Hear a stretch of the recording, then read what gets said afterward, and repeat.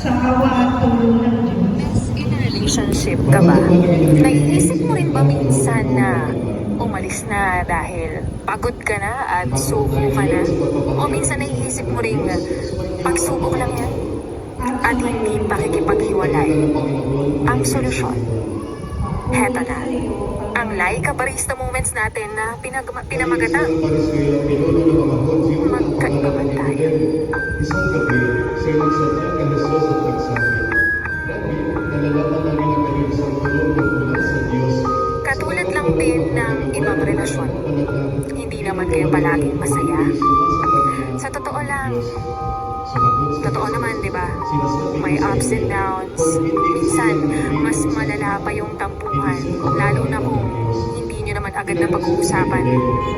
Katulad lang din ng ibang relasyon, maraming differences. Magastos ka, matipid siya. Ang ideas nyo, iba-iba. Gusto mong kumain pero ayaw niya. Artsy siya, minimalist ka. Yung gusto mong maging siya pero ayaw niya. Yung gusto mong ganito siya pero hindi yun siya. Minsan pa kahit ano talagang pasensya, wala talaga. At feeling mo pointless yung point niya.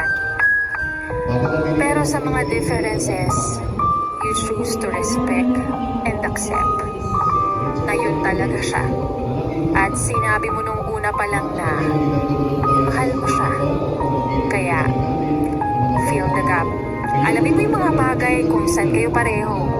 Gawin nyo yung mga bagay na mag-e-enjoy kayo. Hindi yung magkakainisan lang kayo. Katulad lang din ng ibang relasyon. Nawawala ng time pag busy. May malilate at dahil sa work, pero hindi mo masisisi. Magkaiba kayo ng mundo. Pang-araw ka, pang-gabi naman siya. Yung pag-ising ka pa lang, patulog na siya. At sa trabaho, magkalayuman kayo. Yung tipong south ka, tapos pa-north siya. At impatient siya, pero ikaw mapagpasensya. Pero sa kabila ng pagiging busy, sabi nga nila, di ba? Time management lang naman yung kailangan. Yung tipong isang text lang na nasa bahay ka na o kumusta ka na, kumain ka na, malaking bagay na. At baka may problema na hindi mo lang alam. At bakit hindi pinag-uusapan? Dati nga, patawag-tawag ka pa. Bakit kapag nag-jowa na o naging mag-jowa na, biglang nasiset aside yung isa? At katulad lang din ng ibang relasyon. Kung yung kakayahan at pag-handle mo sa hamon ng buhay may hangganan. Yung problema na minsan todo na hindi mo na kayang lagpasan, pero kinaya mo.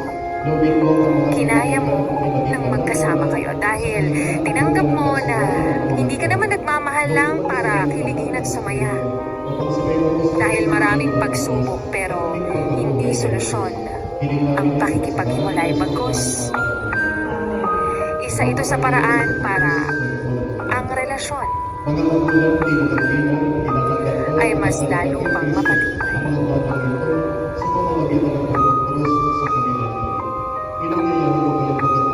At yan ang muli ang kwento ng ating Laika Barista Moments na pinamagatang